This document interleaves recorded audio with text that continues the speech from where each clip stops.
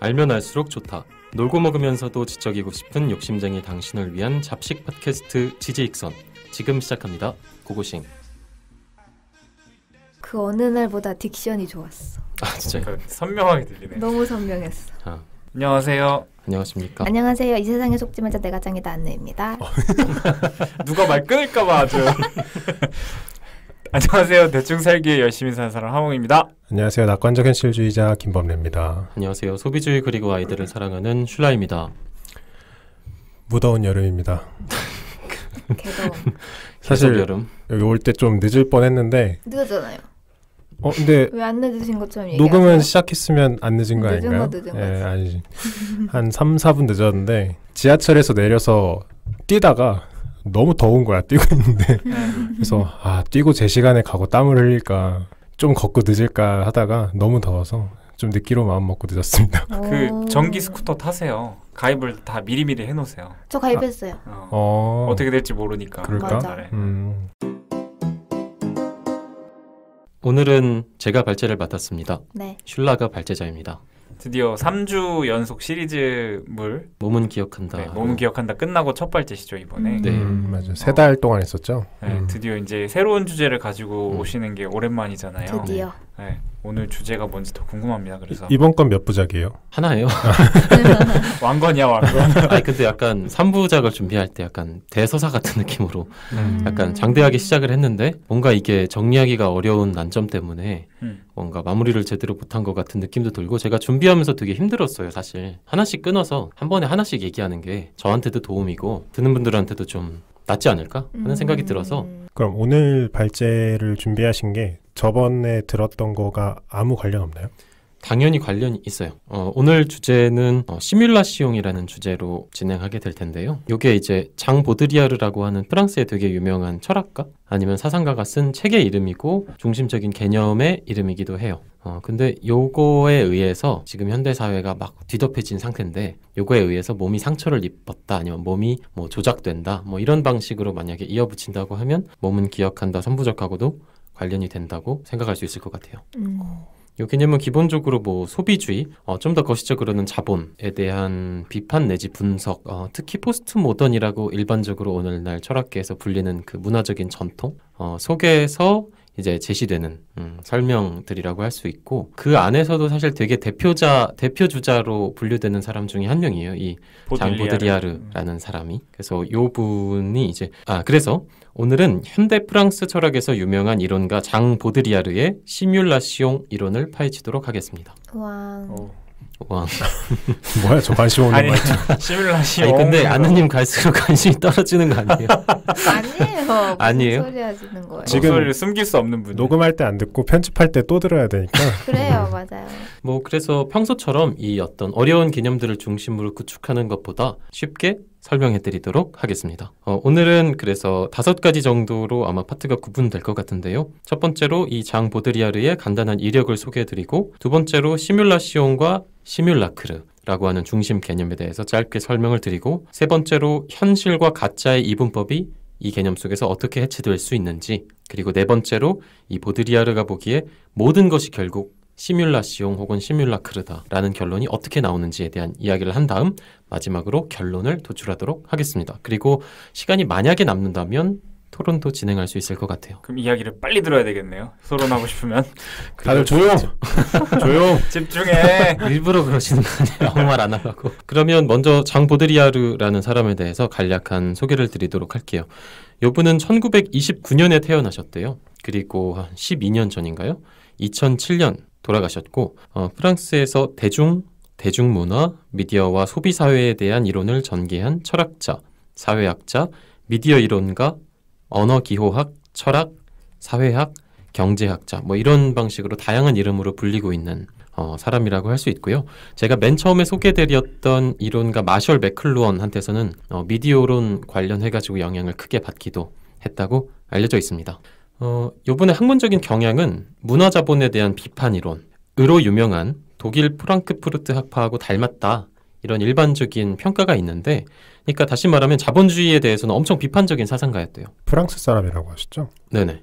근데 일반적으로 뭐 문화, 자본이라고 하는 거에 의해서 문화가 가질 수 있는 자율성, 독립성, 뭐 주체성 이런 것들이 훼손되고 뭐 기본적으로 문화 같은 것들을 이제 뭐 예를 들어서 영화를 만든다, 뭐 백화점을 세운다 이러면 돈이 되게 많이 투입되잖아요. 그럼 그 돈에 의해서 뭐 자율성이라고 하는 게 훼손되는, 그러니까 이런 거에 대한 뭐 비판으로 이제 유명한 게 독일 프랑크푸르트 학파라고 하는 곳인데, 그러니까 여기에서 이제 굉장히 많은 유사점을 찾아볼 수가 있는데, 그런데 실제로 오늘날에는 이 자본주의의 뭐랄까요? 혹은 소비주의의 상징적인 해설자처럼 가져다 쓰인다는 아이러니가 있습니다.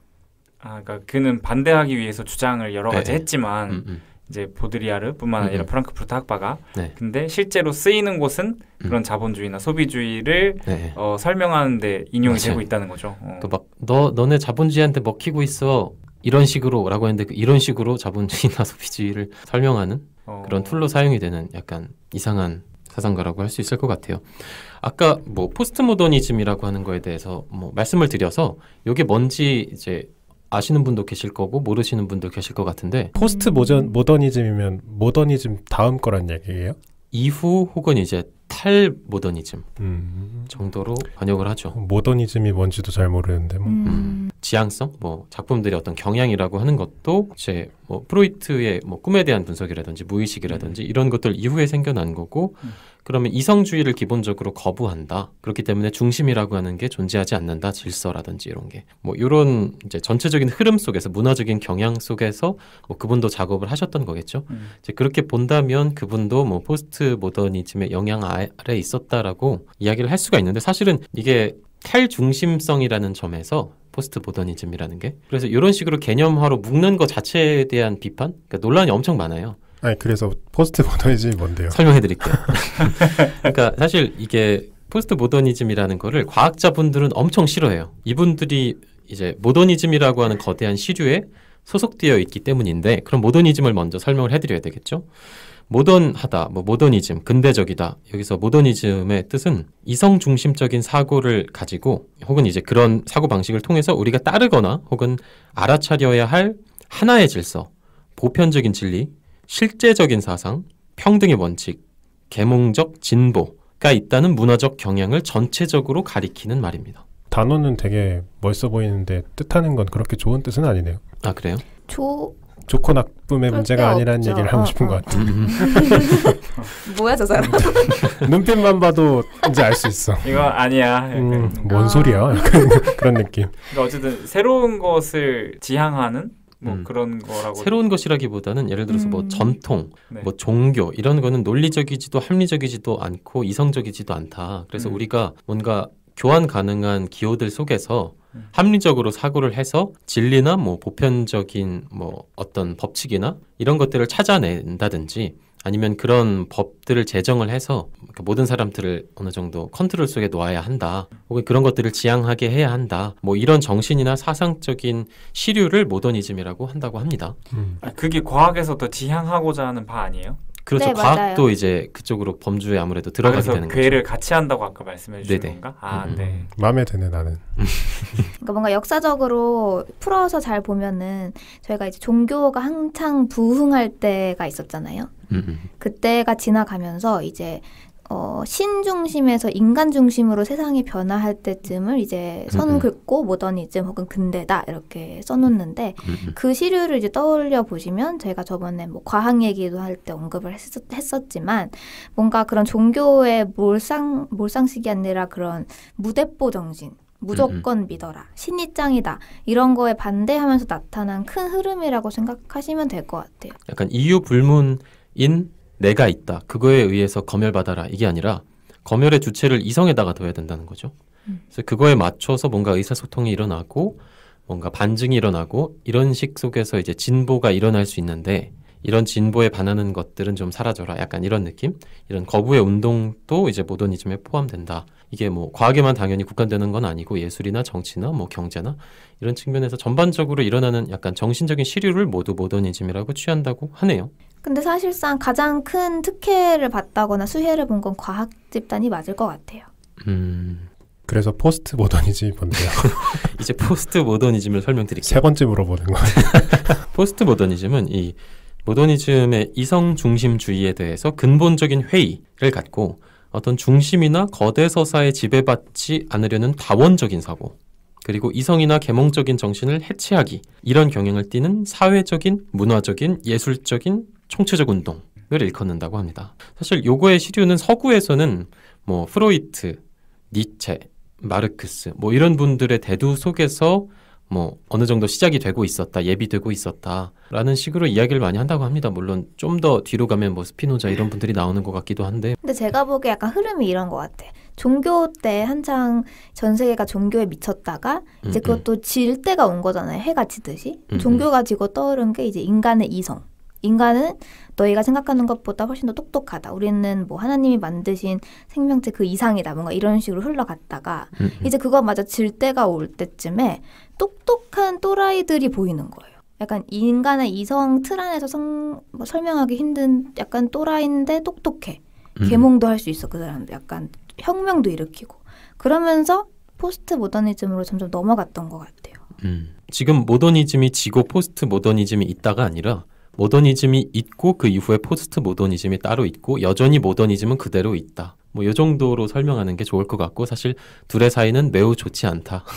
뭐 이 정도로 생각하시면 될 것 같은데요. 안느님이 그 예전에 발제해 주실 때 뭐 현대 물리학의 양자 이론에 약간 이르면 상대주의가 대두한다. 그 전까지는 과학이 절대주의적이었는데 뭐 이렇게 말씀하셨는데 유사점이 있습니다.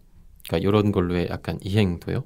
물론 이제 그런 방법론 자체는 굉장히 모던하죠. 뭐 이 정도면 정리가 되겠죠. 이런 시류 속에서 되게 나름대로 뭐 중요한 철학적인 지위에 있는 이미 약간 써먹힐 대로 너무 많이 써먹힌 그런 철학자다. 그런데도 불구하고 저작이 뭐 처음 읽으려고 하실 때는 쉽지 않기 때문에 설명드리면 도움이 될 것 같다는 생각이 들어서 가져와 봤습니다.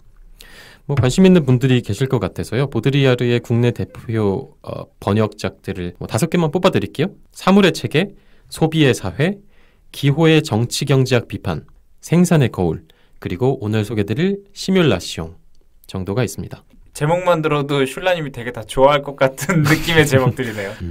그리고 난 죽을 때까지 읽을 일이 없다고 생각했어. 지금 책 여러 개 읽어두셨지만 우리나라에서 가장 유명한 거 시뮬라시옹일 것 같아요. 네, 맞죠. 뭔가 매트릭스 영화가 너무 유명해지면서 같이 곁다리로 유명해진 작품 혹은 철학가 중에 한 명이 아닐까 싶습니다. 왠지 설명 좀 해주세요. 왜 매트릭스와 시뮬라시옹이 상관이 있는지.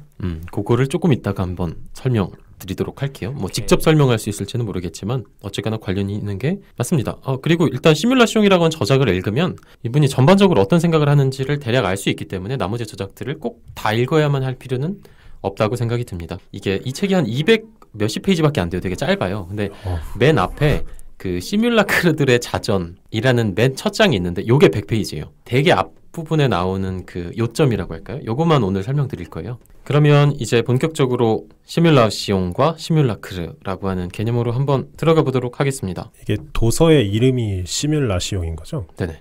시뮬라크르는 그럼 그냥 책 안에 있는 단어인 거예요? 시뮬라크르, 일단 시뮬레이션 하면 시뮬라시옹, 그러니까 시뮬라시옹의 영어 표현이 시뮬레이션일 것이다라는 생각이 들잖아요. 그게 맞고 이게 프랑스식 발음법을 그대로 따른 게 시뮬라시옹이고 요거는 시뮬레이션 하기라는 뜻이에요. 시뮬라크르가? 시뮬라시옹이 시뮬레이션 하기라는 동사적인 표현이고 요게 명사적인 표현, 그러니까 시뮬레이션 된 것이 시뮬라크르 라고 생각하시면 돼요. 같은 단어네 결국. 아니 요즘에 범래님 불어 배운다면서요. 이게 뭔가 어미의 그 차이로 짐작할 수 없었을까요? 얼음 들어있는 콜라 주세요 이 정도밖에 몰라요. 그거 엄청 어려운 거 아니에요? 어렵긴 하더라고요. 나름대로 어려운데 뭐 요 시뮬라크르라고 하는 개념이 플라톤에서도 사용이 되었다가 그게 뭐 보드리아르도 사용을 하고 최근에 현대 철학자에 의해서 재분류, 재확립되기도 한 개념입니다. 그런데 뭐 되게 다 비슷하게 쓰인다고 보시면 되는데요. 물론 플라톤 때 사용되던 방식과는 다르다. 이 정도를 지금은 말씀을 드릴게요. 그러면 이 시뮬라시옹이라는 책에서 이게 어떻게 쓰이는지 한번 보죠. 그 뒤에 아무것도 없는 이미지나 기호가 시뮬라크르예요. 시뮬라크르는 말씀드린 것처럼 시뮬레이션 된 것, 뭐 물건, 대상. 근데 이게 그 뒤에 아무것도 없는 그런 것. 그러니까 배후에 아무것도 없는 것. 가면만이 있고 그 뒤에 아무것도 숨기고 있는 것이 없는 것. 이게 시뮬라크르예요. 네. 예를 들어서 뭐 제가 좋아했던 FPS 게임, 그러니까 총 게임이죠. 이런 게임이 있는데 거기에 이렇게 벽들이 막 등장하잖아요. 맵이 있잖아요. 네. 그럼 그 맵 바로 뒤에는 사실 아무것도 없잖아요. 그러니까 얇게 한 겹이 있고 이게 캐릭터가 죽은 다음에 위로 막 올라가면 뒤에 아무것도 없는 한 겹 벽만 있었다라는 게 막 탄로나고 이러잖아요. 그래서 실제로 우리가 어떤 뭐 표면이나 대상에 대해서 판단할 때는 그 표면을 보고 판단하잖아요. 그래서 그런 방식으로 우리가 실제를 지각하기 때문에 그걸 이용해서 게임은 그런 평면을 시뮬레이션 한 거죠. 그래서 그 뒷부분이 탄로나지만 않으면 우리는 그게 진짜인 것처럼 플레이할 수가 있게 되죠. 약간 그런 이미지나 대상, 기호를 시뮬라크르라고 한다. 이 정도로 일단 시작을 하면 좋을 것 같네요. 그러니까 방금 그 게임을 비유로 들어주셨으니까 게임의 지도 속에 있는 게 시뮬라크르인 거죠?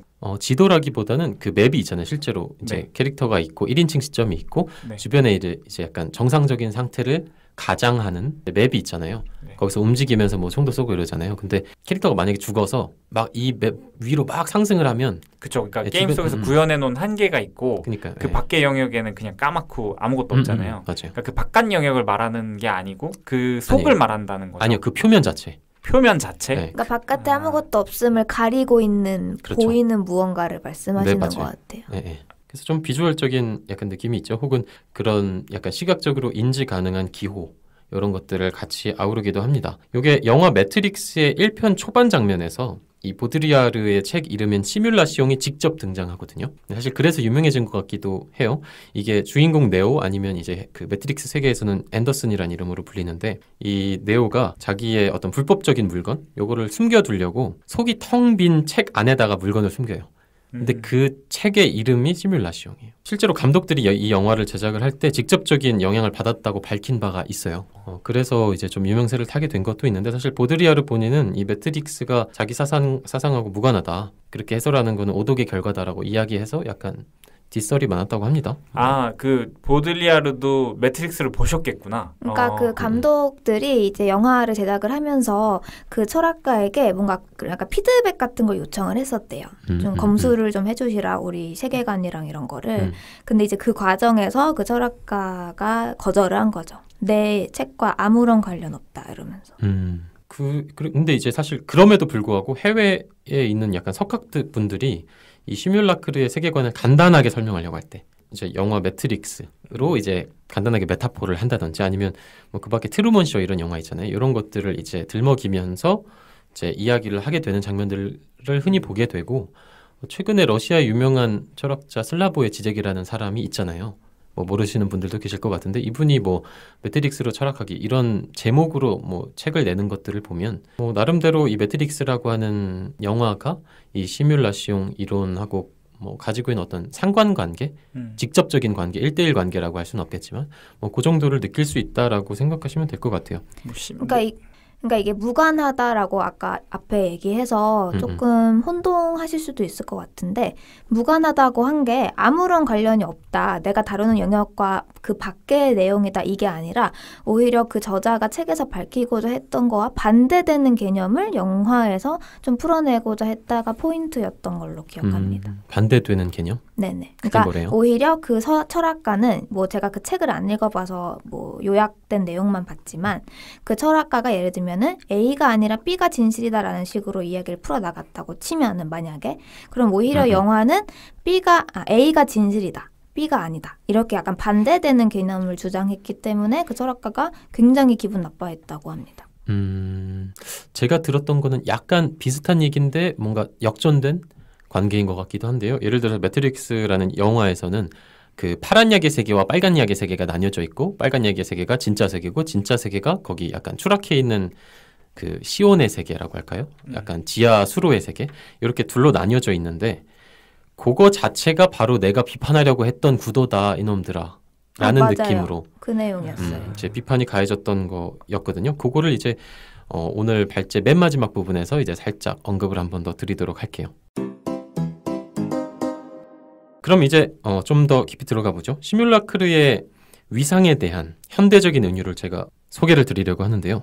한번 이렇게 생각해 보죠. 과거에는 현실, 원본, 실제 뭐 이런 게 있고 기호나 이미지나 뭐 이런 것들은 그걸 모방하는 형태로 봉사하는 형태를 띄었다 이렇게 설명할 수 있어요. 정말 처음부터 끝까지 무슨 말인지 하나도 모르겠어요. 사례로 설명드릴게요. 예를 들어서 김정호 님께서 이제 대동여 지도를 만드셨잖아요. 그러면 이제 원래 영토가 있고 대동여 지도를 만듭니다. 그러면 이 대동여 지도의 목표는 영토와 완벽히 같아지는 거라고 할 수 있겠죠. 그렇겠죠.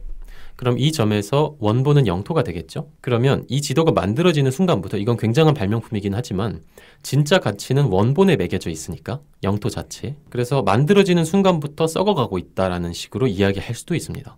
왜냐하면 영토는 계속 변하고 국경도 달라질 수도 있고 풍화되고 있을 수도 있고요.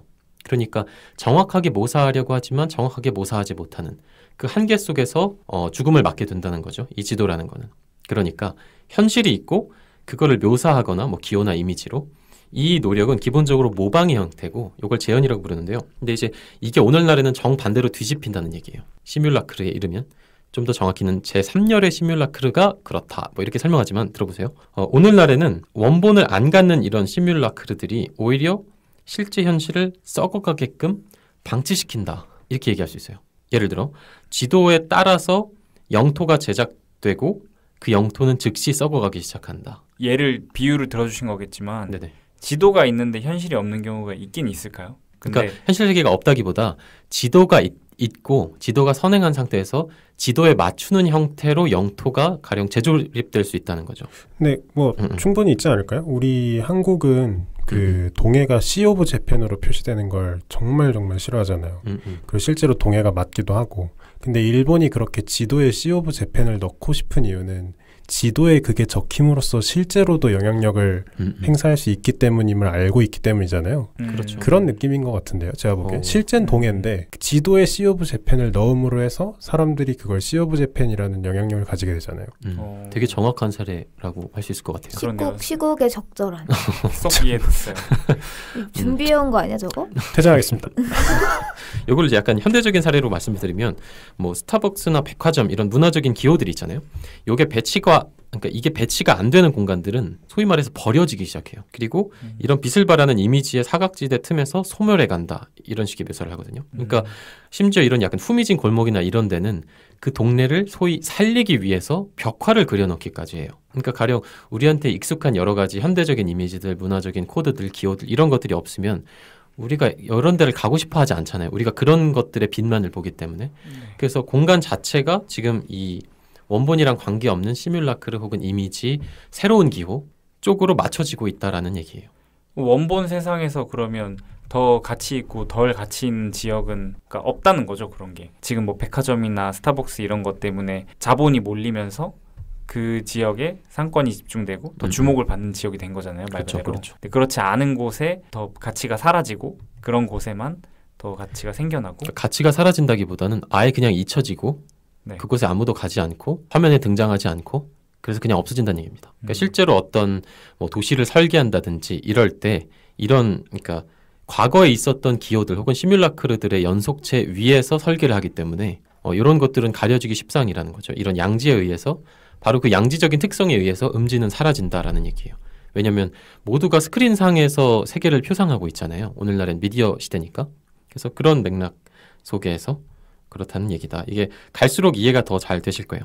요 맥락을 좀 더 이제 개념적으로 좀 재밌을지 모르겠네요. 이걸 얘기하려면 재현이라는 게 사라지고 있다. 요거에 대해서 설명을 하면 좋을 것 같아요. 재현이란 단어 아시죠? 레프레젠테이션이란 단어인데. 저기요. 예. 너무 무시하시는 거 아니에요? 무시가 아니라. 아유, 지금 레벨 아주 적정해. 아주 적정. 뭐 다시 나타낸다 이런 뜻인데 이 재현이 사라졌다는 게 무슨 얘기냐면 아까 말씀드린 것처럼 원본이 딱 있잖아요. 그럼 요거를 다시 나타내. 예를 들어서 이탈리아에서 원근법이 이제 발명이 됐거든요. 화가들한테서. 그러면은 요 장면을 나는 원근법이라는 걸 사용해서 똑같이 묘사했다. 이런 거죠. 약간 근대적인 시도의 발단이라고 할 수도 있을 것 같은데 미술계에서는. 근데 이제 요게 일종의 원본이 있고 나는 그걸 재현한다. 이 구조를 이야기하는 거죠. 그러니까 중심이 있고 그게 어떤 구체적인 가면을 쓰고 나타날 뿐이다. 그러니까 요거를 이제 그러니까 현실이나 실제에 속한 의미를 설명하거나 묘사하거나 모방하거나 해설하려고 기호나 이미지가 동원되는 구조. 요거를 재현 혹은 재현 체계라고 합니다. 오랫동안 이게 이어져 왔었고 좀 전에 말씀드린 원근법도 그렇고요.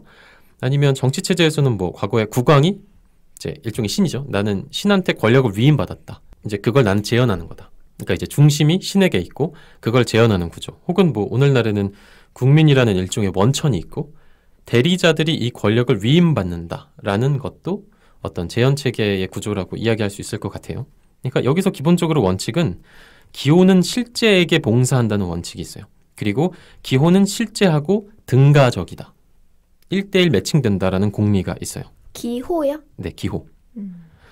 근데 이제 보드리아르가 오늘날에는 이 관계가 정반대로 역전됐다고 했잖아요. 그러니까 예를 들어서 뭐 지도 GPS라든지 뭐 빛나는 다양한 이제 자본주의의 이미지들이 먼저 선행하고 공간이 이런 이미지들을 뒤따라서 재조립된다는 건데, 재밌는 예를 들면 제가 딸기 음료를 좋아해요. 딸기 라떼 이런 거 좋아하는데 카페나 디저트 매장에서 봄철 정도 되면 이제 디저트를 팔잖아요. 이미지가 이렇게 붙어 있죠. 채도가 되게 높고 되게 예쁘게 포장되어 있고 데코도 되게 이쁘게 되어 있고, 그래서 딸기의 이미지는 그런 상큼함으로 모두의 이제 뭐랄까요, 시선을 사게 되죠. 이런 전시된 이미지하고 실제 딸기는 다를 수 있겠죠. 예를 들어서 약간 좀 뭉그러진 거, 조금 약간 색이 바랜 거. 사실 귤도 그래서 초록색 일부러 뭐 주황색 입히고 이런다고 하잖아요. 그래서 이 격차, 혹은 뭐 화장품 광고의 모델하고 늙어버린 얼굴의 주름 사이의 격차, 뭐 이런 것들. 그러니까 이 시뮬라크르의 빛이 현실을 대체하기 시작하면 원래 실제는 일종의 추한 것, 없는 것, 그림자진 것 이 시대이기 때문에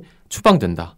그래서 실제가 기호에게 봉사하게 된다. 약간 이런 방식으로 넘어온다는 겁니다. 그래서 여기에 대해서는 이제 책에 나온 내용을 한번 제가 인용을 해드릴게요. 직접 보드리아르 책에 나오는 내용입니다. 잘 들어보세요. 기호는 의미보다도 훨씬 유연한 재료다. 그것은 모든 등가의 체계, 이원적인 대립, 조합적 대수학에 적용된다. 오늘날에는 실제에 해당하는 모든 기호를 다 제공함으로써 실제 자체에서 일어날 수 있는 우발적인 사건을 모두 차단해버린다. 완벽하고 프로그램적이며 변화를 느낄 수 없을 정도로 안정된 신호기계, 그리고 조작이 가능한 분신들, 이것에 의해서 모든 실제는 저지당한다. 오늘날의 시뮬라크르는 모델들의 궤도적인 자기순환, 그리고 허구적인 차이들만을 생산한다. 잘 들었고요. 그래서 다음 얘기가 뭐예요? 그러니까 아까 좀 전에 안정된 신호기계, 뭐 프로그램 이런 얘기가 나왔잖아요. 그래서 이 부분을 매트릭스에서 차용한 거다 정도로 생각을 하시면 될 것 같아요. 모두가 이 코드, 뭐 프로그램적으로 약간 안정된 거. 예를 들어서 요즘에는 화장품 같은 거에도 색조에 번호가 있잖아요. 난 잘 모르겠지만 맞아, 뭐 20몇 호, 뭐 몇 호 이런 거. 약간 이렇게 번호로 매겨져 있고, 그러니까 이런 식으로 모든 것들이 이제 시뮬라크로 되어 있으면, 혹은 시뮬라시용 되어 있으면 어디에 있는 사람이든지 간에 그 실제라고 하는 걸 저지할 수 있겠죠. 그러니까 예를 들어서 그 영화 안에서는 이제 요원들이 나와서 어떤 사람한테서든 갑자기 순간이동해서 그 사람으로 변해버리는 약간 이런 장면이 약간 묘사되기도 하거든요. 그래서 이런 기호들이 모두한테 이렇게 다 전달이 되어 있으면 실제하고 무관한 이런 기호들, 이미지들, 이런 것들이 이렇게 전달이 되어 있으면 얘가 스스로 순환하고 어떤 그 배후에 약간 실제라고 하는 걸 가지지도 않고, 그래서 그거에 의해서 전체가 컨트롤되는 그런 느낌이죠. 약간 좀 바이러스적인 느낌이 있기도 하네요. 뭐 그 밖에 다른 재밌는 사례들이 있는데, 뭐 예를 들어서 마블 유니버스. 마블이 원래는 이제 개별적인 영웅들만을 막 이렇게 만들어내고 묘사하고 바깥에다 배급을 하다가 유니버스를 만들어서 이걸 다 하나로 연결시켰잖아요. 이런 약간 우주관 속에서 천문학적인 유니버스가 주는 어떤 뭐랄까요, 사실 되게 무섭잖아요. 천문학자분들이 약간 자살을 많이 한다는 약간 루머도 있고, 심지어 워낙 우주가 거대하고 막 이러다 보니까. 근데 그런 것들을 가리는 이미지, 그런 것들을 안전하게 컨트롤하는 유니버스로서 마블이 뭔가 기능을 한다든지, 뭐 아니면 실제 도시의 배치, 공간적인 배치 위에 지하철 노선도가 깔린다. 뭐 이런 사례도 재밌을 것 같아요. 그러니까 예를 들어서 홍대 옆에 이대역이 있다. 네. 뭐 이렇게 생각할 수 있죠. 근데 실제로 홍대 옆에 이대가 있는지 어떻게 알아요? 근데 우리가 일반적으로 길을 찾을 때 GPS를 보는 것과 마찬가지로 지하철 노선도를 보고 먼저 찾잖아요. 어쩌면 이거에 의해서 도시 전체가 재편되고 있을 수도 있고, 실제로 만약에 우리가 그 사이를 걸어보지 않았다면 정말로 이대 옆에 홍대가 있을지는 모르는 일일 수 있죠. 나 이런 거 좋아. 아 진짜? 이런 음모론. 음모론 좋아요? 이게 그러니까, 음모론이야? 음모론이지. 그러니까 홍대랑 잠실이랑 같은 틀로 엮일 수 있다는 거는 예전 사람들 생각에는 뭐 진짜 생뚱맞은 이야기일 수 있잖아요. 물론 홍대라는 지명이 없겠거니와. 근데 요즘은 2호선이라는 틀로 묶여 있으니까 한 개념으로 인식을 할 수 있게 되는 것도 있는 것 같고. 맞아요. 그러니까 뭐 2호선으로 재편시키기, 1호선으로 재편시키기, 이 측면에서 뭔가가 질서를 가졌는데 그 질서는 약간 실제 영토의 원본을 가정하지 않는 것일 수 있는 거죠. 편의에 따라서 그리고 그렇게 만들어진 지금 이제 은유적인 표현으로는 지도를 따라서 공간이 실제로 재매게 되기도 하는 약간 이런 사례가 있겠네요. 네. 뭐 제가 근데, 저 근데 좀 전에 마블 유니버스 이야기하시면서 네. 현실 세계의 유니버스랑은 상관이 없잖아요.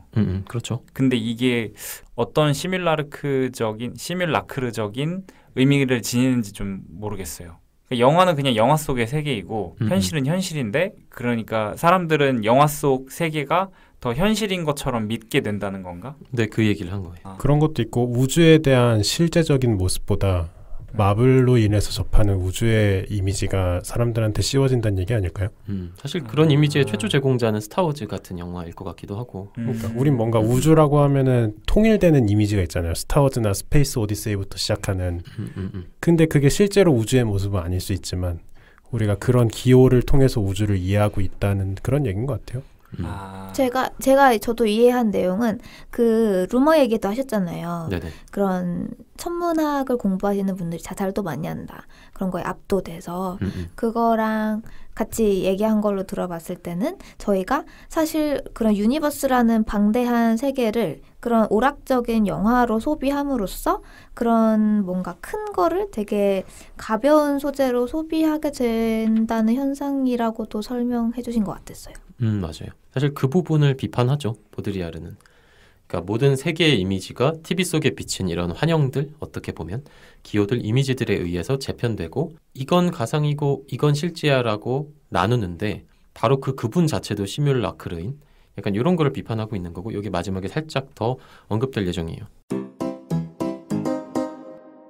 이제 세 번째로 현실하고 가짜의 이분법이 해체되기 시작한다. 이 부분에 대해서 이야기를 하려고 하는데요. 사실 이 이야기를 듣다 보면 그러니까 그 영화 매트릭스에서 있었던 오해도 사실 다시 여기서 짚어갈 수 있을 것 같은데 현실이랑 가짜가 있다. 이게 두 가지가 나뉘어져 있다. 그러니까 현실 혹은 실제와 가상은 따로다. 이런 이분법 구도가 매트릭스 영화에서도 등장하게 되죠. 그런데 이제 이분의 이론에서 핵심은 이 시뮬라크르라고 하는 것은 말 그대로 뒤에 아무것도 없지만 있는 척하기 라고 말할 수 있지만 실제로는 그것보다 더 복잡하다. 무슨 얘기냐면 현실과 가짜 자체의 구분을 없앤다. 무슨 얘기냐면 실제 자체도 하나의 시뮬라크르가 아니었던가? 라는 방식으로 이야기가 대체되면서 모든 실제성이 해체되게 됩니다. 영화에서 아니면 시뮬라크를 실제 이분의 이론에서. 근데 이론에서. 이제 매트릭스 영화에서는 이제 빨간 약의 세계와 파란 약의 세계가 구분되어 있고 빨간 약의 세계로 내려오면 너는 깨어난 자다. 약간 이런 느낌으로 다루잖아요. 이야기를. 그러니까 이제 깨어난 이상 여긴 진짜 실제다. 이런 걸 바탕에 깔고 있었죠. 근데 그분의 이론대로라면 그 시온이라고 하는 빨간 약을 먹은 실제 세상 이 과연 실제이냐? 라는 그렇죠. 의문을 다시 한번 던지게 되는 빨간 약 거죠? 자체가 시뮬라크르인. 그런데 저는 항상 그걸 보면서 좀 궁금했던 게 그럼 그분이 생각하는 실제는 존재하나요? 그걸 모르겠다는 얘기 아니에요? 그분은 그 예를 들면 시온이라는 세계도 사실 그것도 시뮬라크르다. 그러니까 그것도 시뮬라크르다라기보다는 이게 실제다라고 제시한 그 영화의 이분법적인 방식이 마음에 들지 않았던 것 같아요. 근데 이분은 일반적으로 실제라고 부르는 거 혹은 뭐 사실성 아니면 원본 뭐 이런 걸로부터 나타날 수 있는 진정한 차이, 뭐 진정한 주체성, 진정한 자율성 이런 것들이 소실되어 버린다라는 점에서 비판을 가한다는 점에서 이분이 나름대로 이 점에서는 자기가 약간 정신적으로 존재하고 있는 실제라는 게 있긴 한 것 같아요. 어렴풋이. 이분은 실제는 사실 있는데 약간 조작되고 있어 이런 느낌으로 비판을 가하고 계시는데 아까 말씀드린 것처럼 실제로 지금 오늘날에 사용되는 방식이 이제 비판 속에서 실제 자체가 사라지네. 약간 이렇게 사용이 되고 있거든요. 희한하게. 그래서 이분 자체는 사실 좀 정치적인 보수주의다. 약간 진짜 실제가 있는데 이걸로 돌아가야 된다. 약간 이런 뉘앙스를 아무래도 좀 풍기는 이런 방식으로 약간 비판의 대상이 되기도 하는데요. 이분의 이론이. 근데 실제로 이분의 이론이 사용되는 방식은 굉장히 포스트 모던하다. 약간 이렇게 생각을 하시면 될 것 같아요. 이분 책에 나온 그 내용들을 조금 더 설명을 드리면 이 정신적인 질병 같은 것들이 있잖아요. 그러니까 어떤 사람이 뭐 아픈 척을 할 수도 있고 진짜 아플 수도 있죠. 진짜 아픈지 어떻게 아는가? 뭐 물리적인 질병 말고 정신적인 질병 같은 것들을 진단하는 문제에 대한 사례인데요. 이게 이 정신적인 질병의 시뮬라크를 만드는 사람, 뭐 예를 들어서 뭐 군대에서도 미친 척을 하는 사람들이 있을 수 있잖아요. 그러면 미친 척하는 사람과 미친 사람을 구분해야겠죠. 그럼 이거를 막 파고 들어가면 이제 의학이 개입될 거 아니에요. 이것은 정상성이고 이것은 비정상성이다가 구분이 되어야 하는데 이제 문제는 이 질병의 시뮬라크를 만드는 사람은 진짜 병의 징후들을 생산해야 한다는 데 있어요. 이 사람이 진짜 건강한가 아닌가에 대한 객관적인 진단이 근본적으로 불가능하다는 거예요. 그러니까 이 지점에서 약간 심리학이라든지 의학이 이제 무력해진다는 건데, 왜냐하면 객관적인 의미에서의 의학이나 심리학은 소위 말하는 진짜 병이라는 거를 찾아내는 방식으로 노력하는 형태를 띠고 있기 때문에 뭐 최근에 WHO에서 게임 중독은 질병이라고 분류했잖아요. 엄청 크게 파장이 있었죠. 몇 주 전에 이제 뭐였죠? 공황장애 가지고 이제 아느님께서 발제도 해주셨죠. 근데 이제 그 분류 자체도 좀 자의적이죠. 예를 들어서 어떤 증상이 있으면 저러저러한 증상들이 외부로 발현되면 이건 공황장애다. 그게 장애라고? 뭐가 장애인데? 그냥 그런 실질적인 증상들을 보이니까 장애다. 누가 그거 얘기한 어떻게 그거 정의될 수 있는데? 이러면 얘기를 못 한다는 거예요. 그래서 이 부분에서 약간 무력감을 느끼게 된다. 뭐 다른 사례로는 뭐가 있을까요? 에버랜드에 즐겨가는 사람, 뭐 게임을 재밌게 하는 사람, 환자인가 아닌가? 물론 이제 정신과 의사라고 하면 그 시뮬라크르 제작자 자신은 모르지만 분석가는 속일 수 없는 어떤 특이한 그 배후의 질서가 있다라고 이야기하겠지만, 그럼에도 불구하고 이 시뮬라크르라고 하는 가면 자체는 벗겨질 수 없다는 거예요. 예를 들어서 내가 스타벅스를 너무너무 좋아해요. 너 그거 중독이야. 중독이 뭔데? 그럼 너 공부 중독이네. 너는 그럼 법 중독이네. 질서 중독이네. 이렇게 얘기하면 할 말이 없다는 거예요. 약간 주먹을 부르는 말 습관인데. 그래, 난 너무 마음에 드는데. 진짜? 회사에서 얘기해야겠다. 편하게 할 것 같아. 너 왜 일을 이렇게 해? 이러면서 일 제대로 하는 게 하나도 없어. 넌 명령 중독이야.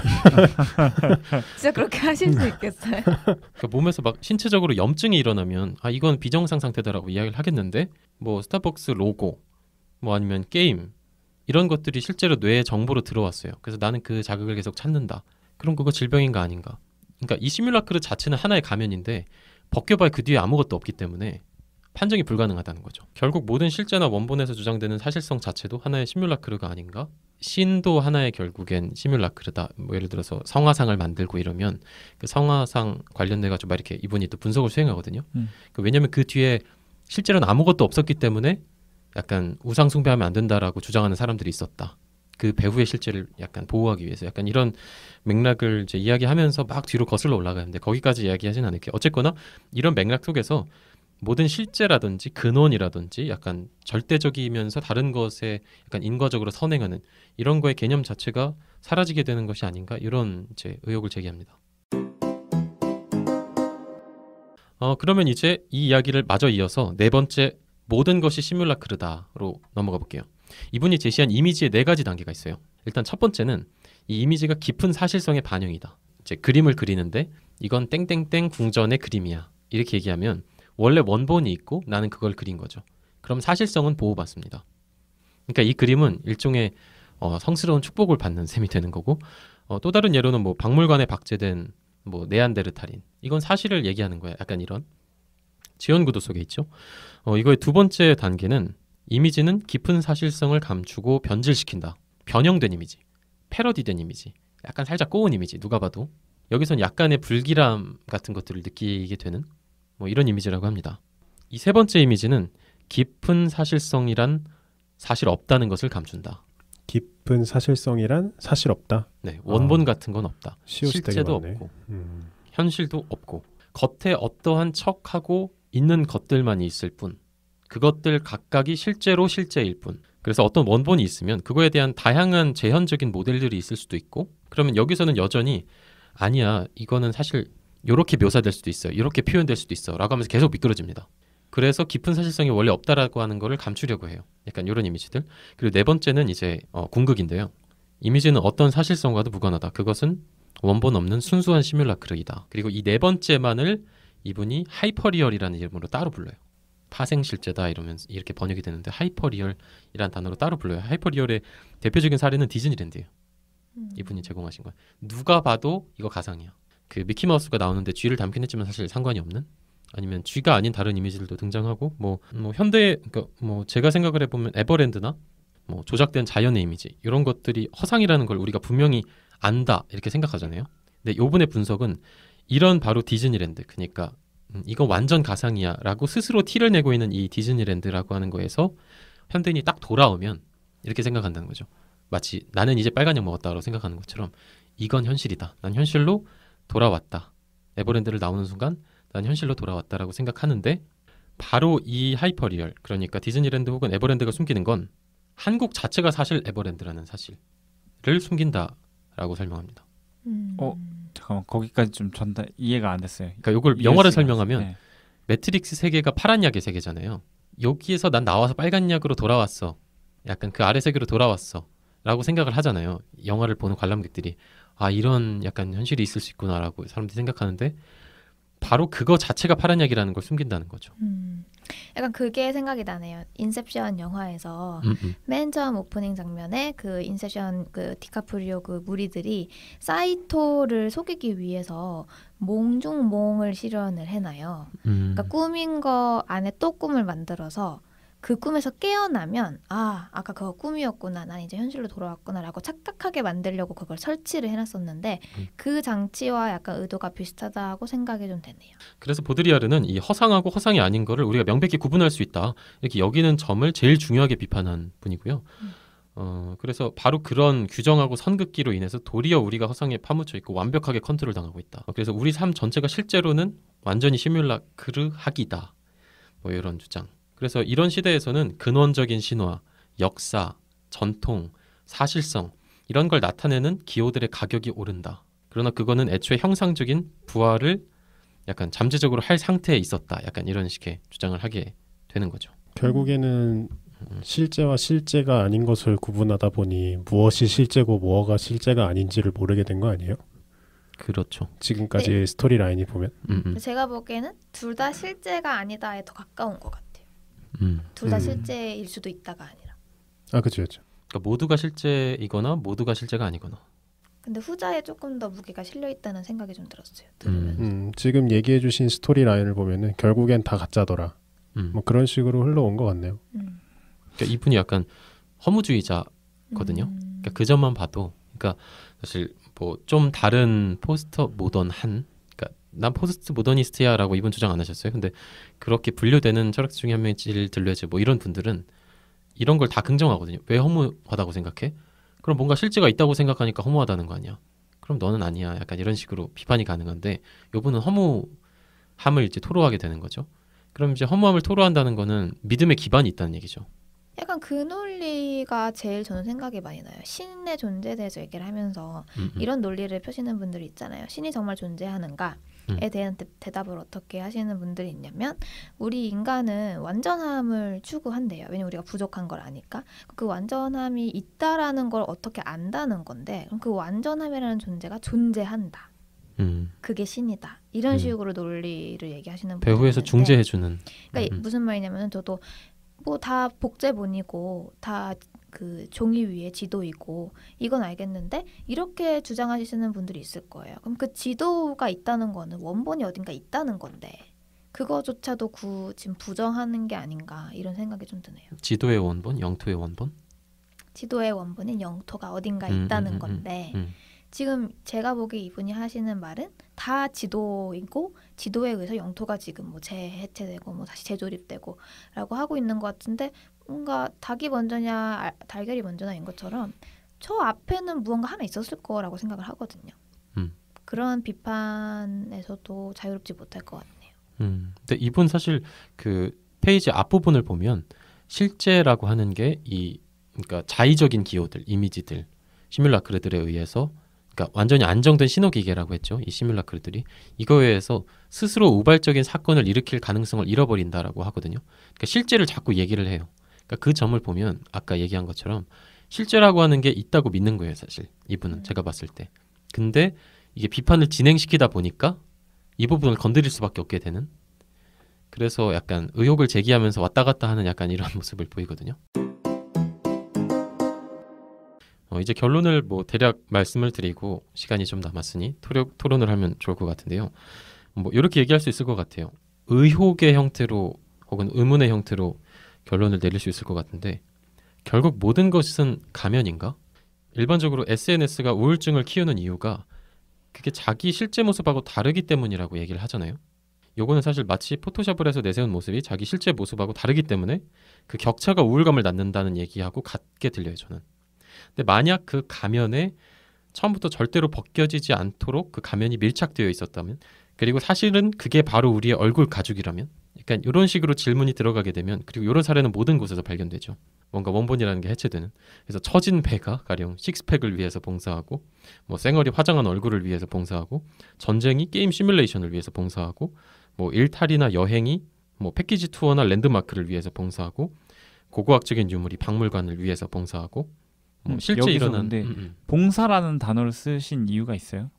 아까 그 뭐 공간이 소멸하고 사라진다. 요 위에 이 지도를 따라서, 그러니까 걔네만 일종의 빛이 비추어지는 지대로 남기 때문에 모두가 그 빛을 보고 있기 때문에 나머지는 어둠이 돼서 사라지잖아요.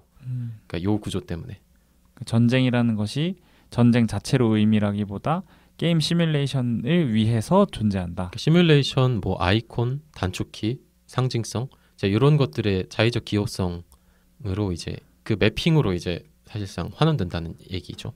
이런 측면에서는 실제 일어난 과거 같은 것도 역사라고 일반적으로 알려진 줄거리, 플랫이죠. 이걸 위해서 봉사하는 약간 형태의 약간 해체가 가능해지고, 여기서 모든 것은 가면인가? 이런 의혹만 남은 상태로 약간 분석이 마무리되게 됩니다. 뭐 이 정도예요. 결론이 없군요. 뭐 이거를 출발점으로 다양한 분석을 하시는 분들이 계시죠.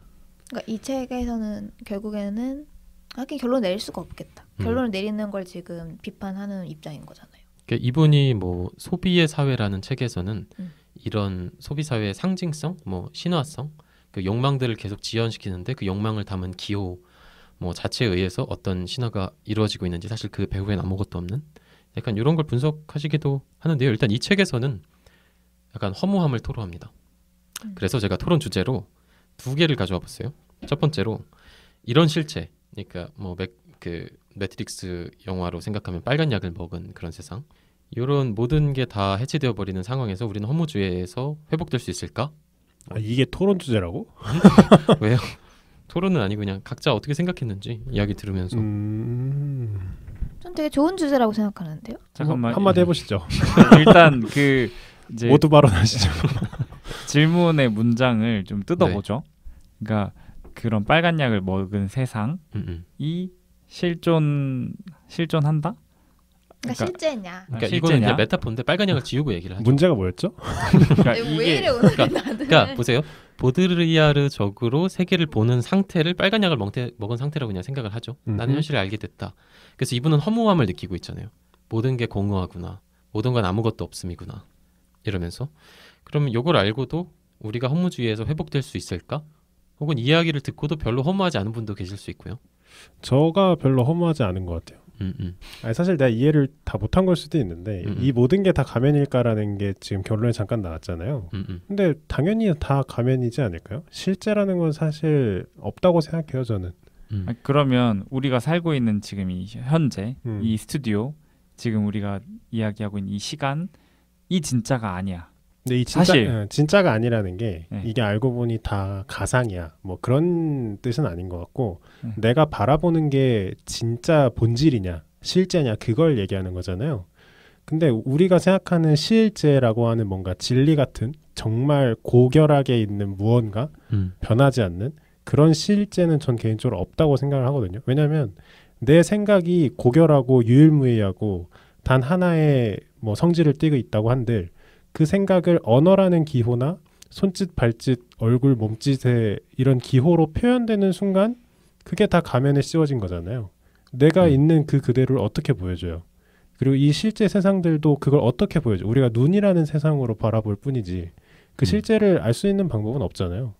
좀 그렇게 생각해서 다 가짜인 게 맞는 것 같은데요. 근데 그러니까 저는 이 질문에 가장 큰 그거는 뭐냐면 그러니까 다 가짜인 걸 라고 생각하시잖아요, 범례님은. 그럼 가짜임에도 불구하고 살아가는 이유가 뭐예요? 그건 그러니까 좀 질문이 성립이 안 되는 것 같아요. 왜냐하면 이걸 다 가짜인 걸 알았다고 해서 변하는 게 없어요.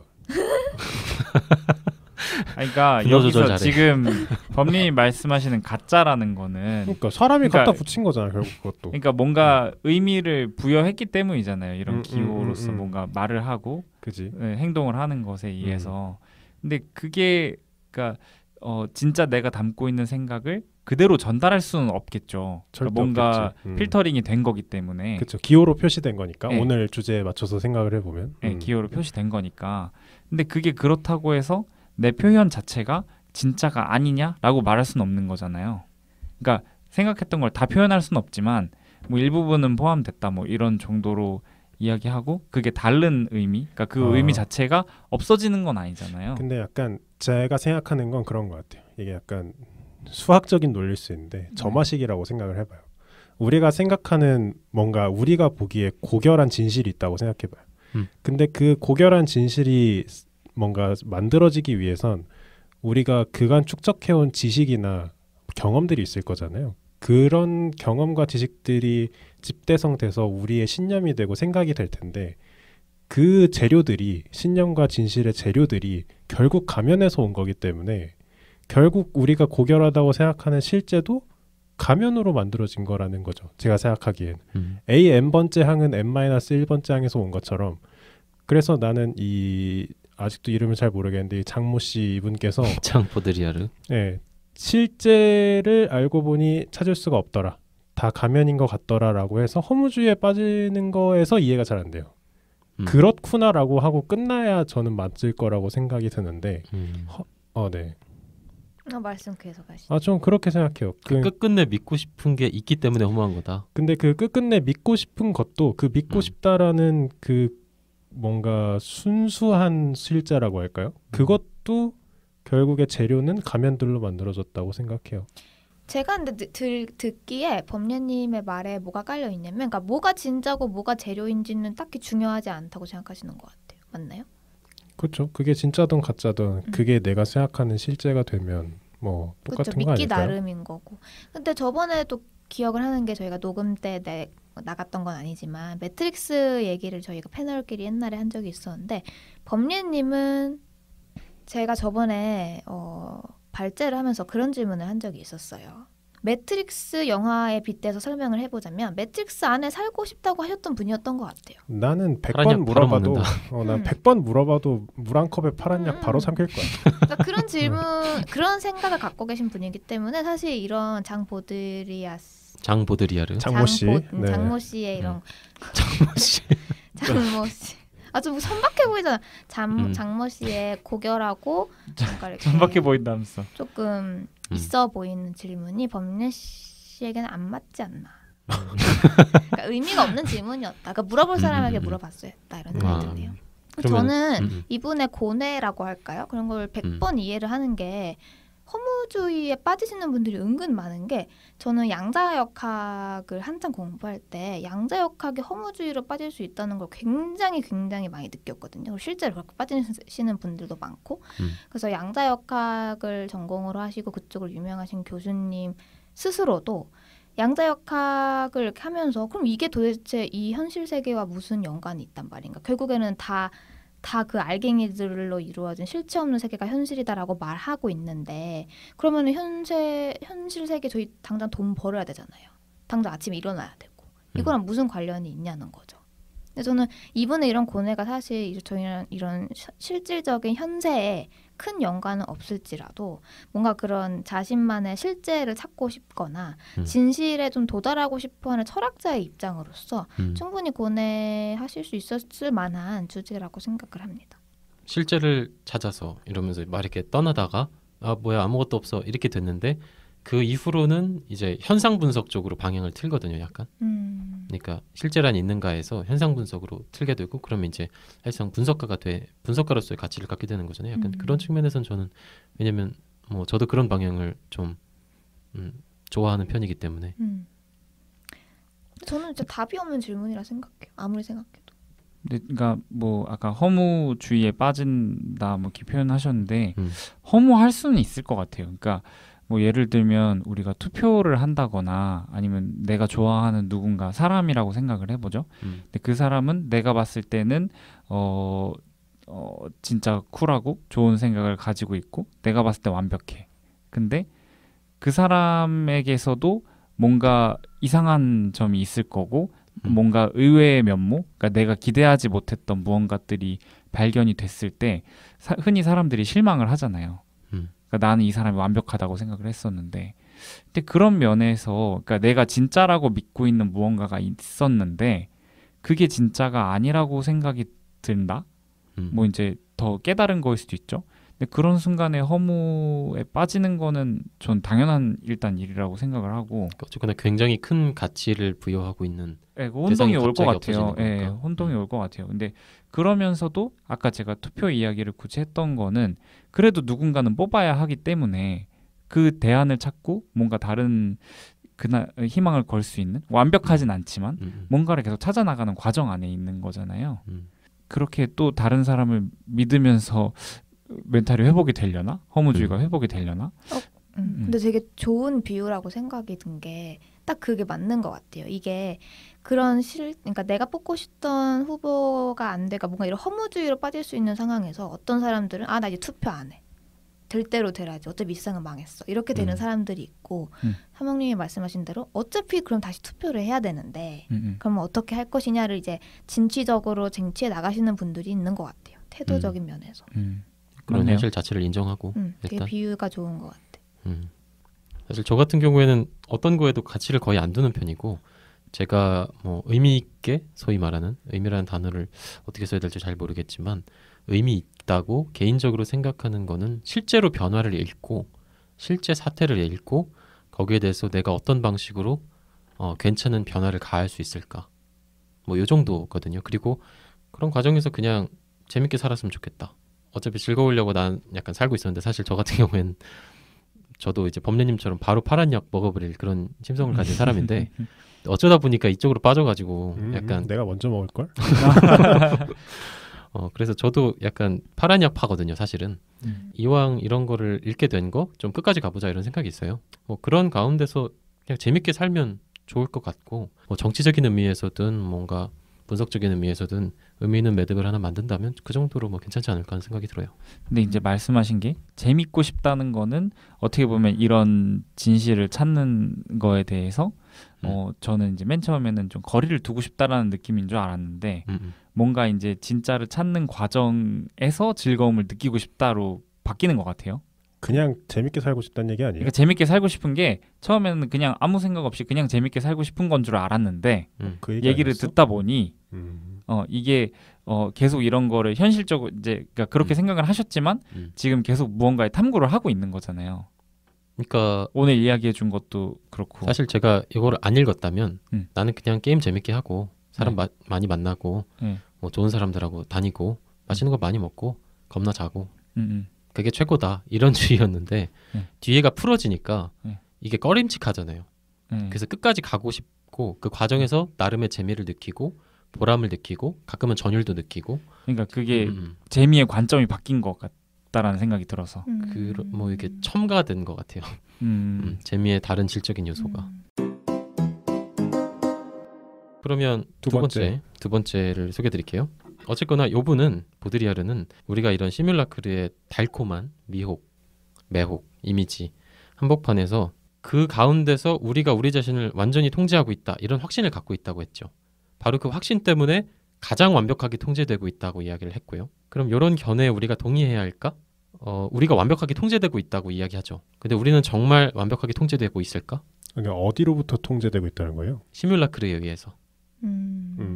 시뮬라크르 자체를 먹은 그 기호를 섭취하고 그거를 지키려고 하는 모든 사람들에 의해서, 그런 저지 전략들에 의해서 이제 그 체제 자체를 스스로 순환하면서 지키는 이 약간 안정된 신호기계 시스템 속에서 우리는 통제되고 있는데, 체제도 통제되고 있고 이 한복판에 자본이 있는데, 이렇게 완벽하게 통제되고 있다는 견해에 동의해야 할까?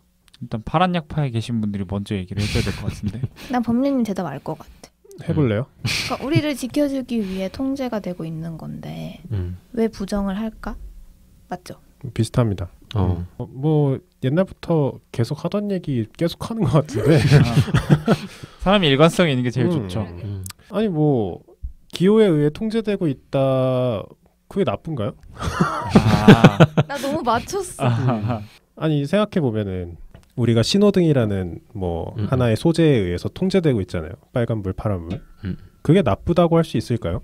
우리가 그거에 의해서 통제당하고 있다는 게? 그러니까 그게 나쁘다고 하는 거는 속는 거에 대한 깊은 거부감 속에서 나온 표현인 것 같아요.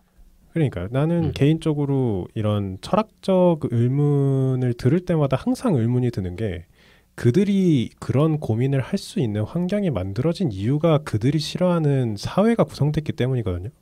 이 사회가 구성되지 않았고 기호들이 미리 정의되어 있지 않았다면 세상은 완전 카오스일 거예요. 그들이 책상 앞에 앉아서 철학적 사고를 할 수 없을 만큼 카오스적인 세상에 살았을 텐데 뭔가 제가 보기엔 그래요. 그런 기호의 통제를 받고 있다는 것을 싫어하면서도 그 통제하에 있었기 때문에 그 사람은 그런 고민을 할 수 있는 거라고 생각을 하거든요. 그래서 개인적으로 자기가 통제되고 있다는 걸 인지하는 거랑 인지 안 하는 거랑 본인의 마음 빼고는 바뀌는 게 아무것도 없지 않나. 그러니까 법률님 말씀은 완벽하게 통제되고 있다. 근데 그거 나쁜 거 아니다. 통제되어야 한다까지. 되어야 한다. 완벽하게 통제되고 있고 잘 통제되고 있고 앞으로도 잘 통제되어야 된다. 그러니까 법률님 재밌네요. 말씀하신 맥락이나 이 질문의 포인트나 거의 무정부주의자들이 할 법한 이야기인 것 같거든요. 그렇죠. 그러니까 아무것도 나를 막는 건 없어야 되고 뭐든지 다 할 수 있어야 되고. 근데 이 통제라는 단어 때문에 조금 거부감이 있는 청취자분도 있을 것 같은데 제가 얘기하는 여기서 얘기하는 통제도 똑같은 것 같은데 뭔가 억압되고 뭔가 감옥에 가두고 이런 느낌이 그런 아니라 느낌의 통제가 아니라 기호에 따르고 규칙에 따르고 뭐 그런 걸 얘기하는 거에서 저도 얘기를 하는 거예요. 뭔가 네. 법과 규칙의 존재에 대한 얘기를 하시는 것 같아요. 근데 희한하게 뭐 신라님이 그런 부류의 철학 얘기를 해주시는 걸 수도 있는데 항상 왜 그분들은 그런 걸 싫어하나요? 저는 법률님처럼 이렇게 좋아하시는 분을 진짜 처음 봐요. 제가 보기에 법률님이 비주류인 것 같아요. 아 그런가? 그러니까 다들 이런 시뮬라르크 안에 우리가 살고 있다라고 하면 이거를 깨고 나가는 것만이 진짜 진실을 탐구하고 우리가 나아가야 될 방향인 것처럼 들리긴 하지 않나요? 그러니까 맞아. 매트릭스 영화를 봐도 빨간 약을 먹어야 될 것 같잖아.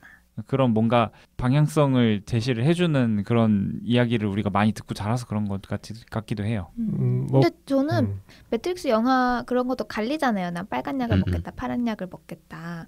근데 약간 그러니까 어리다고 해야 되나? 점점 나이를 먹고 사회생활을 하신 분들일수록 파란 약으로 넘어가는 비율이 높다는 생각이 드네요. 물론 제가 조사해본 건 아니지만. 근데 그 극단에 지금 법률님이 앉아 계신 거예요. 저 끝에. 근데 법률님 되게 열심히 하시잖아요. 그거는 별개인 거죠. 그거랑 그러니까 열심히 사는 사태 자체로. 열심히 살고 말고랑은 그치. 아예 별개인 거지. 근데 저는 기본적으로 그런 생각이 있어요. 이 세상이 뭔가 기호나 뭐 규칙에 의해 통제되고 있어. 그럼 그 통제를 없앤다고 이 세상이 더 나아질까? 저는 절대 아니라고 생각하거든요. 사실 저도 그 점에 동의해요. 거지. 근데 저는 약간 아까 법률님 말씀하시는 거 들으면서 카오스일 거다라고 얘기하셨잖아요. 근데 저는 뭐에 비유할 수 있다고 생각을 했냐면 그럼 밀림이나 아마존 같은 그러니까 아예 현대 기술이나 이런 거 손이 하나도 안 묻은 예를 들어 그런 숲에서 동물들끼리 사는 곳이라고 생각을 했을 때 저는 카오스라는 단어는 생각나지 않거든요. 그냥 자연 그 자체. 질서 없지만 생태계에 따라 움직이는 생태계라는 게 그들 사이에 통제가 있는 거 아니에요? 그렇죠. 생태계라는 게 존재하는 거죠. 그러니까 이거는 근데 제가 얘기하고 싶은 건 그거예요. 그 밀림의 뭐 하몽님이 잠깐 얘기해 주신 거랑 그거랑 좀 얘기가 다른데 밀림이나 뭐 아마존 이런 곳이야. 그곳에는 뭔가 뭐 개체들끼리 정한 기호나 규칙은 없겠죠. 그럼 그런 상황에서 이렇게 책상에 앉아서 이런 고민을 할 수 있는 시간이 있냐는 거예요. 아니 저는 그들 사이에도 통제나 규칙이 있을 거라는 생각인 거죠. 그쵸, 우리가 아는 방식은 아니겠지만. 근데 이제 안느님 얘기대로 거기가 이제 규칙이나 통제가 없는 세상이라고 하면 오지? 뭐 오지든 아마존이든 근데 거의 생존을 위해 살아남기 위한 카오스거든요. 제가 보기에는. 근데 저는 카오스라고 생각하지 않아서 그러니까 그것만 유별난 카오스라고 지금의 생각하지 않아요. 입장에서는 카오스라고 이름 붙일 수는 있겠으나 그들에서는 이게 카오스가 아닌 거. 이건 또 어떻게 보면 말 그대로 규칙이 존재하는 세계인 거지. 근데 제가 얘기하고 싶은 거는 그런 세상이라면 이런 고민 자체를 할 시간도 없다는 거죠. 더 나아졌다는 거 아니야 지금이. 그렇죠. 이 기호나 규율이나 아니면 이런 사회 안전망에 의해서 책상에 앉아서 고민을 할 시간이 생긴 거지. 우리가 정말 당장 다음에 먹어야 될 걸 찾아야 되고 언제 생존의 위협이나 죽음에 이를지 모르는 그런 규칙 없고 규율 없고 안전이 보장되지 않은 곳에서는 이런 고민 자체를 할 수 없는데 그런 안전망 안에서 이런 고민을 했더니 이 안전망에 문제가 있다더라.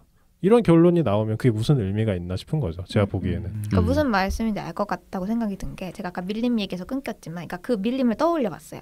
근데 내가 보기엔 카오스는 아닌 것 같아. 근데 사실 이제 그 밀림도 한 예지만 이런 생명체가 생겨나게 된 것도 어떤 규칙이 조성돼서라고 생각을 하거든요. 그러면은 뭐 산소도 없어지고 뭐 아무런 바다랑 땅도 갈리지 못하고 바다와 하늘의 경계도 없었을 그런 세계가 있잖아요. 지구가 생기기 전이라도.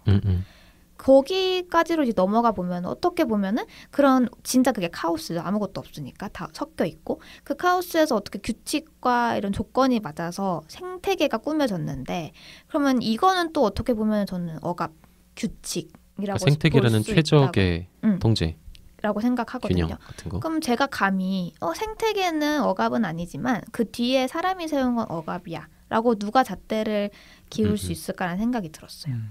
사실 거기까지 내려간다고 볼 수 있죠. 오늘 이론 자체도. 제가 봤을 때 오히려 이런 통제에 대한 반감을 가지는 사람들은 뭐 이렇게 다 부시고 막 이렇게 막 하려고 하지 않을 것 같고 오히려 방문을 걸어잠고 들어갈 것 같아요. 그러니까 이 세상을 내가 따돌리는 거죠.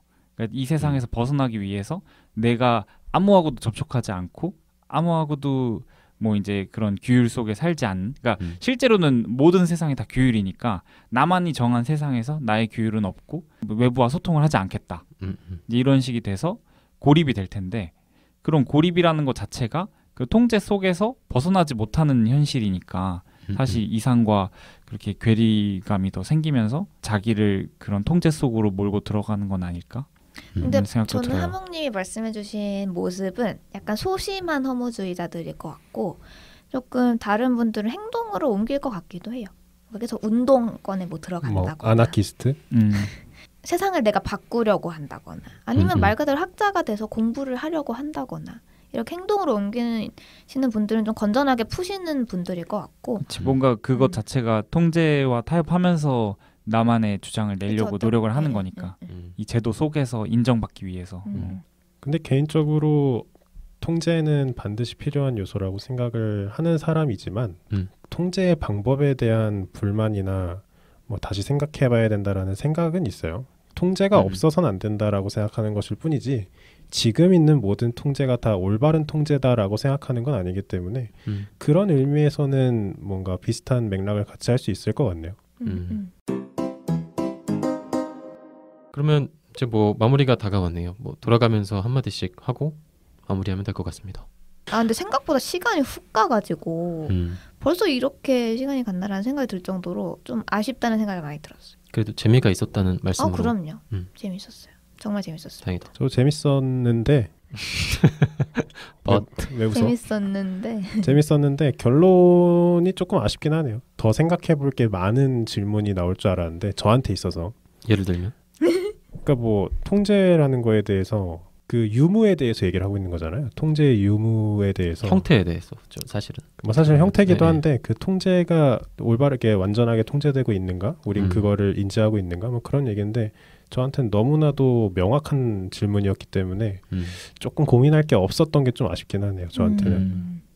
사실 이런 주제를 영화에서 많이 다루잖아요. 우리가 오늘 이야기한 것만 해도 제가 좋아하는 영화들 뭐 매트릭스나 그러면서 이제 은연중에 이런 생각에 동의를 하게 된 것 같아요. 이런 시뮬라시옹 뭐라 해야 되지? 시뮬라크르라는 것이 있고 나는 뭐 그거를 벗어나야 된다든지 뭐 나는 그 안에 살고 있다는 현실 뭐 이런 개념들이 익숙했던 것 같은데 그런 거를 이제 조금 정리가 된 것 같아서 좋고 이 안에서 내가 어떤 입장을 가져야 될까는 우리가 막판에 토론을 한 것처럼 뭐 이야기를 해볼 수 있으나 사실 아직 잘 모르겠거든요. 그러니까 좀 생각을 해봐야 될 것 같아요. 그래서 앞으로 내가 어떻게 살지도 정할 수 있을 것 같은 뭔가 그런 약간의 희망을 얻었습니다. 네. 저도 오늘 재밌게 발제를 했고요. 제가 이 발제를 이 주제를 준비하게 된 거는 제가 살고 있는 동네 근처에서 백화점이 이제 철거된 사건이 있었어요. 이게 좀 시간이 지나긴 했는데 그게 저한테 인상이 좀 깊게 남았었거든요. 그러니까 철거가 됐는데 이게 천막이 둘러쳐졌는데 제대로 안 둘러쳐진 거예요. 그 철근 같은 것들이 막 엿가락처럼 휘어지고 이런 폐허가 그대로 노출이 돼서 사람들이 막 그거를 구경하고 있었거든요. 그래서 거기서 제가 그걸 보면서 저렇게 찬란하던 공간 속에서 약간 마네킹들이 가격 속에서 연기를 하고 그 연기 속에 우리 자신들도 연기를 하고 있었던 건 아닌가? 근데 이제 저렇게 황량함 속에서 그냥 죽음을 맞이한 공간을 보면서 이 주제를 하면 재밌을 것 같다라는 생각을 했었거든요. 뭐 그 정도를 소개를 드리고요. 마지막으로 이 책에서 맨 처음 머릿말에 나왔던 문구를 읽어드리면서 마무리하도록 하겠습니다. 시뮬라크르란 결코 진실을 감추는 것이 아니다. 진실이야말로 아무것도 존재하지 않는다는 사실을 숨긴다. 시뮬라크르는 참된 것이다.